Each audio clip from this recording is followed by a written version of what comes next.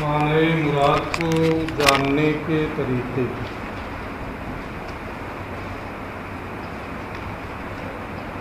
دو طریقہ ماسبق میں انہوں نے بیان کیا ہے۔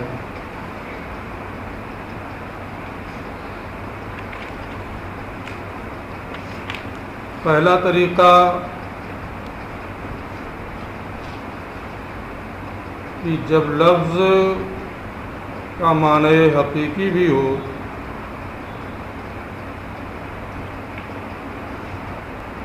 اور معنی مجازی بھی ہو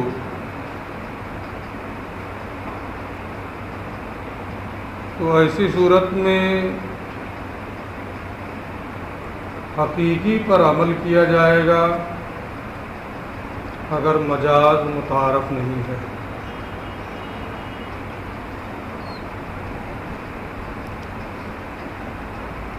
دوسری صورت یہ تھی کہ اگر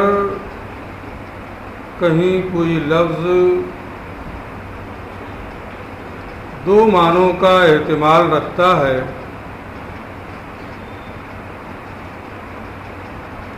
تو ایسی صورت میں اگر ایک معنی لینے کی وجہ سے اس میں تخصیص کرنی پڑتی ہے اور دوسرا معنی لینے کی صورت میں وہ نص اپنے عموم پر باقی رہتا ہے تو وہ معنی مراد لیں گے جو مستلزم تخصیص نہ ہو اور نص اپنے عموم پر باقی رہے۔ دونوں کی وضاحت، دونوں کی مثال تفصیل کے ساتھ ماسبق میں آپ نے پڑھا ہے۔ یہاں سے تیسری صورت کا بیان ہے۔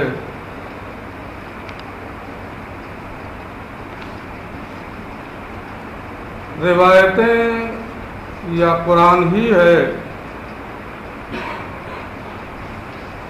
قرآن کی کچھ قرأتیں متواترہ ہیں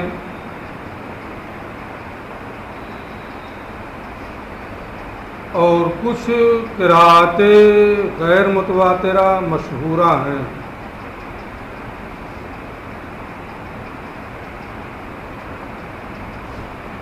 قرأت سبع عشر آپ پڑھتے تو نہیں ہیں لیکن سنتے ضرور ہیں۔ کچھ لوگوں نے سبع اور عشر پڑھا بھی ہے لیکن شاید اب تو پڑھایا نہیں جاتا ہے۔ یہ ہے پہلے تو باضابطہ درس ہوتا تھا یہاں، سبع کا بھی، قرأت سبع کا بھی، قرأت عشرہ کا بھی۔ تو ہم جو قرأت پڑھتے ہیں وہ کون سی قرأت ہے؟ حفص کی بروایت عاصم۔ یہ جو عام قرأت ہم اور آپ پڑھتے ہیں وہ ہے۔ ان کے علاوہ بھی بہت سی قرأتیں ہیں جو متواتر ہیں یا مشہور ہیں۔ اب اگر کوئی آیت ایسی ہو جس کی کئی قرأتیں ہوں، کم از کم دو قرأت ہو، اسی طریقے سے آپ حدیث کی کتابیں پڑھتے ہیں، اس میں بھی او کے ذریعے سے یا الفاظ بدل کر کے روایتیں آتی ہیں۔ اگر کوئی آیت دو قرأتوں سے پڑھی گئی ہو یا کوئی حدیث دو طرح سے روایت کی گئی ہو تو کسی ایک پر عمل کرنا، دوسری کو چھوڑ دینا یہ مناسب نہیں ہے، بلکہ اگر دو قرأتوں سے کوئی آیت پڑھی گئی ہے یا دو طرح سے کوئی حدیث روایت کی گئی ہے تو اس پر اس طرح سے عمل کیا جائے کہ دونوں وجہوں پر عمل ہو جائے۔ دونوں قراءتوں پر، دونوں روایتوں پر عمل ہو جائے، یہی راجح ہے۔ اسی کو انہوں نے کہا ہے وَمِنْهَا أَنَّ النَّصَّ إِذَا قُرِئَ بِقِرَاءَتَيْنِ، نصوص کے معنی مراد کو جاننے کے طریقوں میں سے ایک طریقہ یہ ہے کہ کوئی آیت جب دو قراءتوں سے پڑھی گئی ہو، کم از کم اس کی دو قراءتیں ہوں، اور رویہ بروایتین، یا کوئی حدیث ہے جو دو طرح سے ہم تک پہنچی ہے، دو طرح سے اس کی روایت کی گئی ہے، کان العمل به علی وجہ یکون عملا بالوجہین اولا۔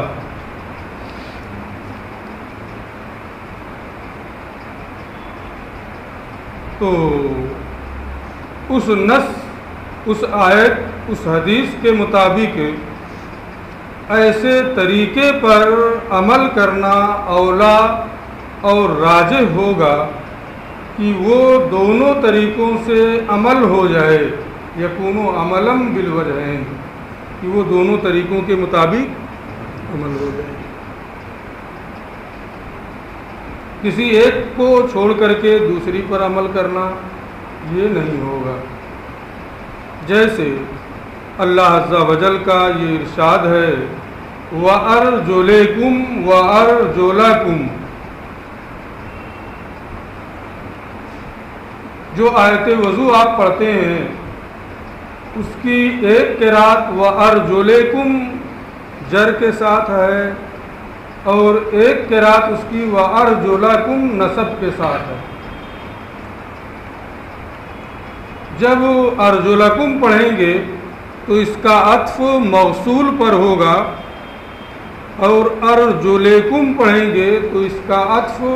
ممسوح پر ہوگا۔ برؤوسکم وہ مجرور ہے، اس پر عطف کرتے ہوئے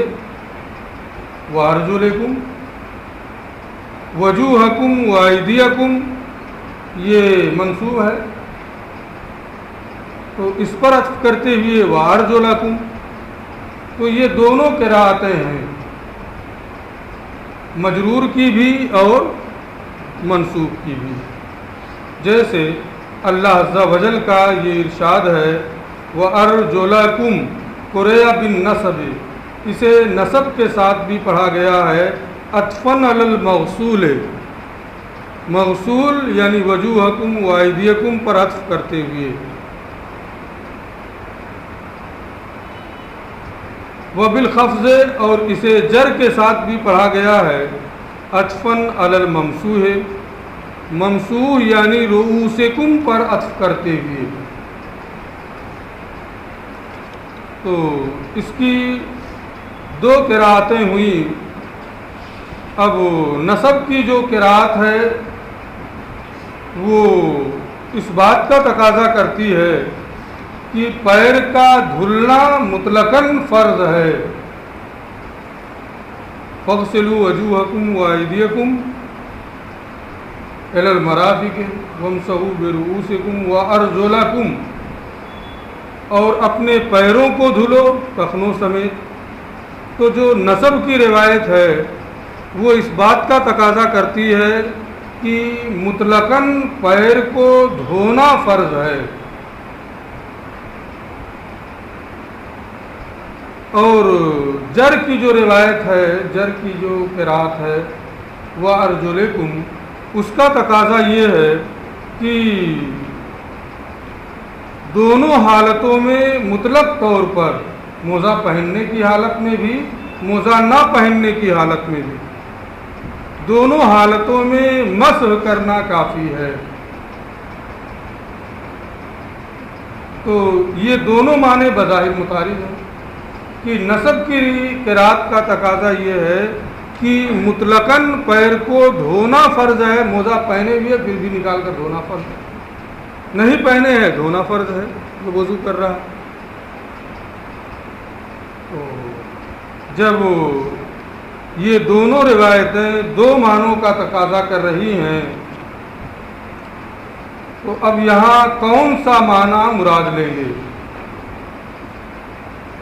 اس کو انہوں نے کہا کہ جب یہاں نصب کی قرات کا تقاضا یہ ہے کہ مطلقاً پیر کا دھونا فرض ہے، اور جر کی قرات کا تقاضا یہ ہے کہ دونوں حالتوں میں پیر کا مسح کر لینا کافی ہے، دونوں پر عمل کریں گے۔ یعنی نصب کی قرات کو عدم تخفف کے ساتھ لیں گے، یعنی پیر کا دھونا فرض ہے موزہ نہ پہننے کی صورت میں، اور جر کی روایت کو، جر کی قرات کو موزہ پہننے کی حالت کے ساتھ لیں گے، یعنی پیر پر مسح کرنا ہے جبکہ وہ موزہ پہنے گا۔ تو یہاں تفصیل کر دی گئی کہ ارجلکم یہ عدم تخفف موزہ نہ پہننے کے ساتھ خاص ہے، اور ارجلکم یہ موزہ پہننے کی صورت کے ساتھ ہے، تو دونوں قراتوں پر عمل ہو گیا۔ اسی کو یہ کہتے ہیں فَحُمِلَتْ قِرَاءَةُ الْخَفْضِ عَلَى حَالَةِ التَّخَفُّفِ، تو جر کی قرات کو موزہ پہننے کی حالت پر محمول کیا گیا، یعنی جب موزہ پہنے ہوئی ہو اس وقت موزے پر مسح کرنا یہ کیا ہے، کافی ہے، موزے کو اتار کر کے دھلنا یہ فرض نہیں ہے۔ وہ قراءۃ النصب، اور نصب کی قرات کو محمول کیا گیا ہے علی حالت عدم التخفف، موزہ نہ پہننے کی حالت پر، یعنی جب موزہ نہیں پہنے ہے اس پر نصب کی قرات کو محمول کیا گیا ہے کہ پھر پیر کا مطلقاً دھونا کیا ہے، فرض ہے۔ اب یہاں آیت کریمہ پر اس طرح سے عمل کیا گیا کہ دونوں قراتوں پر عمل ہو جا رہا ہے۔ اسی کو پیش نظر رکھتے ہوئے ہمارے بعض علماء نے یہ فرمایا ہے کہ موزے پر مسح کرنا یہ قرآن کی آیت سے ثابت ہے، جیسے انہوں نے کہا کہ ارجلکم کو عدم تخفف کی حالت پر محمول کیا گیا، موزہ پہننے کی حالت پر محمول کیا گیا ارجلکم کو، کہ جب موزہ پہنے ہوئے ہے تو اس پر مسح کر لینا یہ کافی ہے۔ اسی کے پیش نظر ہمارے بعض علماء نے یہ کہا ہے کہ موزے پر مسح کرنا یہ اسی آیت ہی سے ثابت ہے۔ اس کو کہتے ہیں وہ باعتبار ھذا المعنی، اور اسی معنی کے اعتبار سے قال البعض، ہمارے بعض علماء نے یہ فرمایا ہے قال البعض جواز المسح ثبت بالکتاب، یا جواز المسح ثبت بالکتاب، موضوع پر مسح کرنا یہ قرآن کی آیت کریمہ سے ثابت ہے۔ تو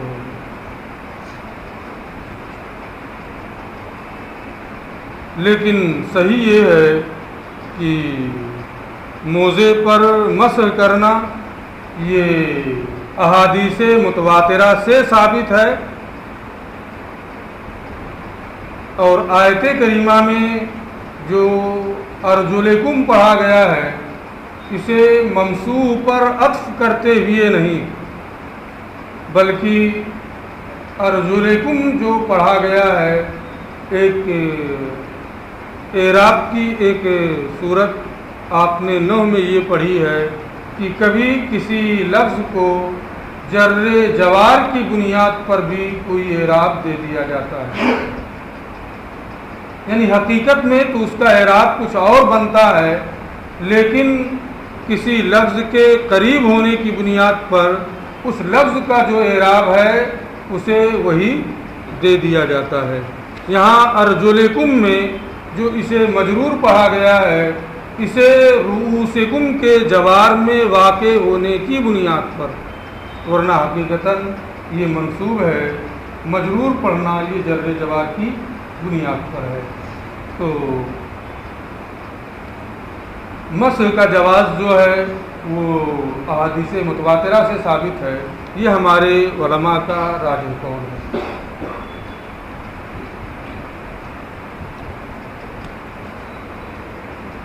وَكَذَلِكَ، اور یوں ہی جب کوئی آیت دو طرح سے پڑھی گئی ہو تو دونوں پر عمل کرنا یہ راجح ہوتا ہے، دونوں کے مطابق عمل کرنا۔ اس کی ایک مثال ہے حَتَّى يَطْهُرْنَ، حَتَّى يَطَّهَّرْنَ،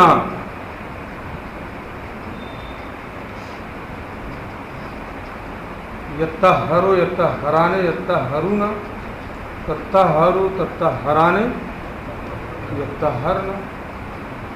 تو ایک روایت اس کی تخفیف کے ساتھ ہے، تشدید کے بغیر، یطہرن نصرانی شروع سے، اور ایک روایت باب افتعال سے یطہرن، یہاں تک کہ وہ خوب پاک ہو جائیں۔ تو ایک روایت تخفیف کے ساتھ ہے کہ عورتوں کے قریب نہ جاؤ حیض کی حالت میں یہاں تک کہ وہ پاک ہو جائیں، اور ایک روایت یہاں تک کہ وہ خوب پاک ہو جائیں، یطہرن۔ قرئ بالتشدید والتخفیف ہے، اسے تخفیف کے ساتھ بھی پڑھا گیا ہے، تشدید کے ساتھ بھی پڑھا گیا ہے۔ فَيُعْمَلُ بِقِرَاءَةِ التَّخْفِيفِ، تو تخفیف کی قرأت کے مطابق عمل کیا جائے گا اس صورت میں جبکہ عورت کا خون 10 دن پر بند ہو جائے۔ کمال طہارت کا حصول ہوتا ہے کہ جب پاک ہو، پاک کرنے کے بعد خون بند ہو جائے، خون کے بند ہونے کے بعد عورت غسل بھی کر لے تو غسل کے بعد کمال طہارت حاصل ہو جاتا ہے۔ اور خون بند ہو جائے بغیر غسل کیے اس کی طہارت کا حکم دیا جائے کہ یہ اب پاک ہو گئی ہے، بغیر غسل کیے نماز نہیں پڑھ سکتی ہے لیکن اس کی پاکی کا حکم دے دیا جائے۔ تو طہارت تو ہوتی ہے لیکن کمال طہارت حاصل نہیں ہوتی ہے۔ تو تخفیف کی جو قرأت ہے وہ کمال طہارت کا تقاضا نہیں کر رہی ہے یہاں تک کہ وہ پاک ہو جائیں، اور تشدید کی جو روایت ہے وہ اس بات کا تقاضا کر رہی ہے کہ اسے کمال طہارت حاصل ہو، خوب پاک ہو جائے۔ تو دونوں روایت، دونوں قرأتیں جو ہیں وہ الگ الگ معنی پر دلالت کر رہی ہیں۔ ایک میں کمال طہارت کے پائے جانے کا معنی معتبر ہے اور دوسرے میں کمال طہارت کے پائے جانے کا معنی معتبر نہیں۔ فَيُعْمَلُ بِقِرَاءَةِ التَّخْفِيفِ، تو تخفیف کی وہ قرأت جو کمال طہارت کے معنی پر کی مقتضی نہیں ہے، تو تخفیف کی قرأت کے مطابق عمل کیا جائے گا اس صورت میں اذا کان ایامها 10، جبکہ اس کے حیض کے ایام 10 پورے ہو چکے ہوں۔ اگر 10 دن مکمل ہو گئے اور 10 دن مکمل ہونے کے بعد اس کا خون بند ہوا تو شوہر کے لیے اس عورت سے قبل غسل فائدہ اٹھانا یہ حلال ہوگا، کیونکہ وہ کیا ہو گئی ہے؟ پاک ہو گئی، طہارت حاصل ہو گئی۔ یہاں کمال طہارت غسل کرنے کا معنی معتبر نہیں ہے، لیکن اگر وہی عورت 5 دن میں، 7 دن میں، 8 دن میں اس کا خون بند ہو جائے تو اب قبل غسل، یہاں تشدید کی قرأت کے معنی کا اعتبار ہوگا، یعنی جب تک وہ غسل نہیں کر لے گی یا ایک کامل نماز کا وقت اس پر نہیں گزر جائے گا، اس وقت تک اس سے وطی کرنا حلال نہیں ہوگا۔ یہاں کمال طہارت کا معنی معتبر ہے کہ غسل کر کے وہ طہارت حاصل کر لے۔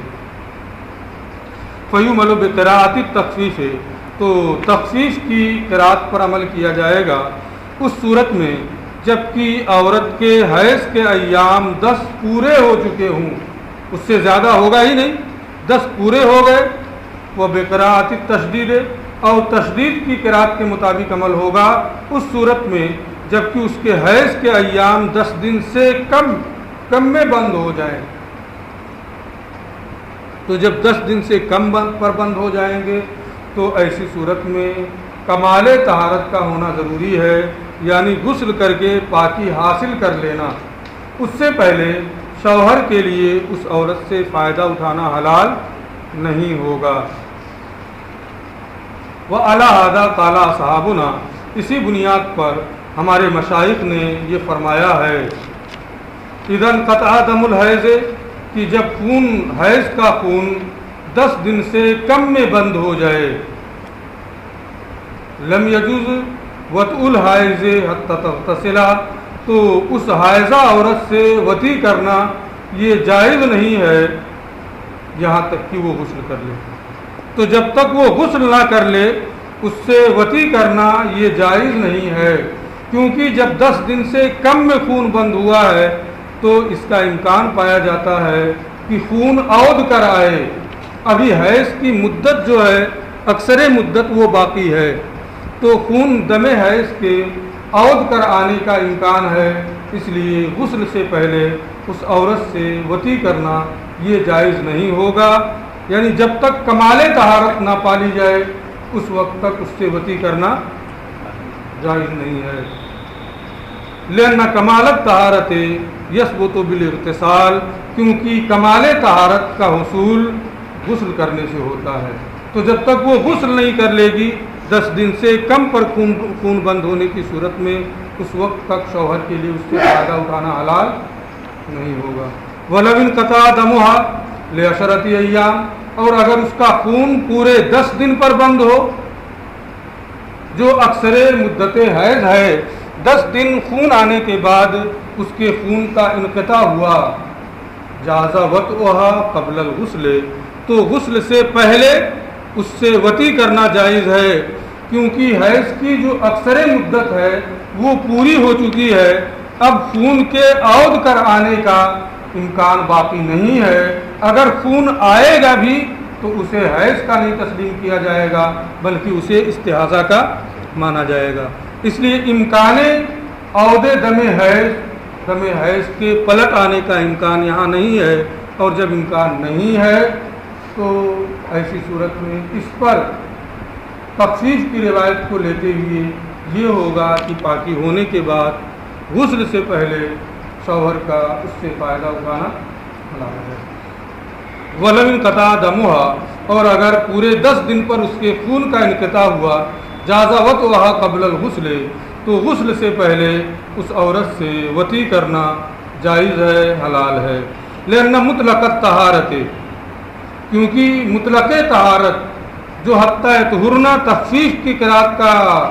تقاضا ہے، جو اس کا فائدہ ہے، ثبت بانقطاع الدم، خون کے بند ہونے سے ہی طہارت کا معنی پا لیا گیا، اور جب مطلق طہارت کا معنی پا لیا گیا وہاں کمال طہارت کی شرط ہے ہی نہیں، تو اب اس سے وطی کرنا بھی حلال رہے گا۔ یہ ایک مسئلہ ہوا۔ ایک اور مسئلہ اس سے متعلق ہوتا ہے کہ کوئی عورت ہے جسے پورے 10 دن پر جس کا خون بند ہوا اور ظہر کا وقت ہے، ظہر کے آخر وقت میں 10 دن پورا ہو رہا، جب خون بند ہو رہا ہے اس وقت اتنی بھی گنجائش نہیں ہے کہ وہ غسل کر کے تکبیر تحریمہ کہہ سکے، پھر بھی مطلق طہارت چونکہ پا لی گئی، اس لیے ہمارے فقہا یہ حکم دیتے ہیں کہ جب کامل 10 دن پر خون بند ہوا ہے تو اگرچہ وقت میں اتنی گنجائش نہیں ہے کہ وہ غسل کر کے تکبیر تحریمہ کہہ سکے، نماز اس کے ذمہ میں فرض ہو جائے گی، کیونکہ وقت کا امتداد ممکن ہے۔ اگر وقت کا امتداد ہو گیا غسل کر کے نماز پڑھے گی، نہیں ہوا تو قضا کی صورت میں اس کا ثمرہ ظاہر ہوگا، اس نماز کی قضا اس کے ذمہ فرض ہے۔ لیکن اگر 10 دن سے کم میں اس کا خون بند ہوا ہے اور وقت میں اتنی گنجائش باقی نہیں ہے کہ وہ غسل کر کے تکبیر تحریمہ کہہ سکے، تو ابھی مطلق طہارت ہی حاصل نہیں ہوئی ہے اسے۔ 10 دن سے کم پر خون بند ہوا تو امکان عود ہے، اس لیے ابھی اسے طہارت حاصل نہیں ہوئی ہے۔ طہارت اسے ہوگی جب غسل کر لے، اور جب وقت میں اتنی گنجائش ہی نہیں ہے کہ وہ غسل کر سکے، تو 10 دن سے کم میں خون بند ہوا، وقت کے اندر اتنی گنجائش نہیں ہے کہ وہ غسل کر سکے، تو اس وقت کی نماز اس کے ذمہ میں فرض نہیں ہوگی۔ اس کو یہ بتاتے ہیں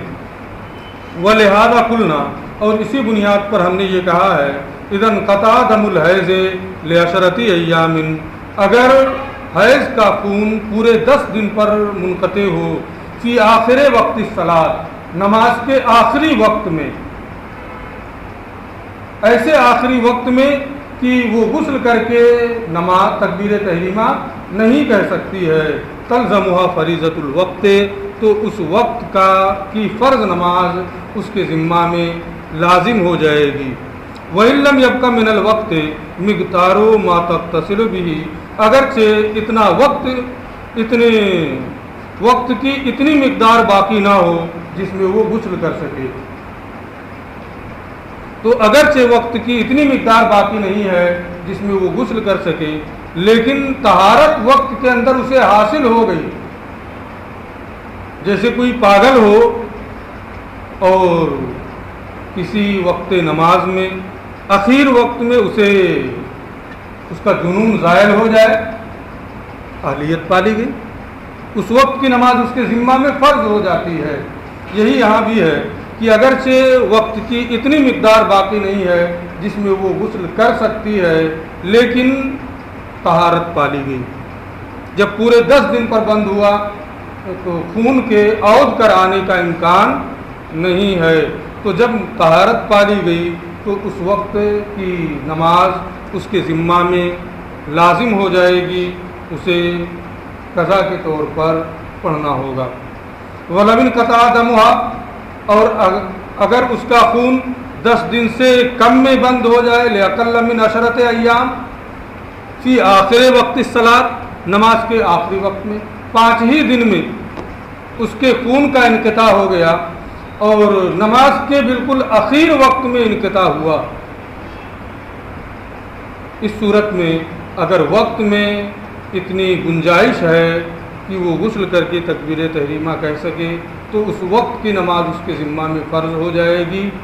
جب تک کمال طہارت نہ پالی جائے اس وقت تک اس وقت کی نماز اس کے ذمہ میں فرض نہیں ہوگی۔ لیکن بلا وجہ تاخیر کرے یہ معتبر نہیں ہے۔ اگر اتنی گنجائش ہے کہ وہ غسل کر کے تکبیر تحریمہ کہہ سکتی ہے تو اسی کا اعتبار ہوگا۔ اگر اس نے نہیں کیا، یہ کہ جاتی ہے نہانے تو 1 گھنٹہ نہاتے ہی رہے، اسے 1 گھنٹے کا اعتبار نہیں ہوگا۔ عادتاً جتنے وقت میں غسل ہو سکتا ہے اتنے وقت کا اعتبار ہوگا، اگر اتنی گنجائش ہے تو اس وقت کی نماز اس کے ذمہ میں فرض ہوگی، ورنہ نہیں۔ وَلَوْ انْقَطَعَ دَمُهَا، اور اگر اس کا خون 10 دن سے کم میں نماز کے آخری وقت میں بند ہوا، ان بقیہ من الوقت مقدار ما تغتسل فیہ، اگر وقت کی اتنی مقدار باقی ہے جس میں وہ غسل کر سکتی ہے، وَتُحَرِّمُ لِلصَّلَاةِ، اور نماز کے لیے تکبیر تحریمہ کہہ سکتی ہے، یعنی غسل کرنے اور تکبیر تحریمہ کی وقت کے اندر گنجائش ہے، اس کے پاک ہونے کے بعد وقت میں اتنی گنجائش ہے تو اس وقت کی نماز اس کے ذمہ میں فرض ہو جائے گی، اور اگر اتنی گنجائش نہیں ہے تو اس وقت کی نماز اس کے ذمہ میں فرض نہیں ہوگی۔ وَإِلَّا فَلَا، ورنہ اس وقت کی نماز اس کے ذمہ میں فرض نہیں ہوگی۔ اس کے بعد تمسکات ضعیفہ کا بیان ہے، پڑھا دیں کچھ؟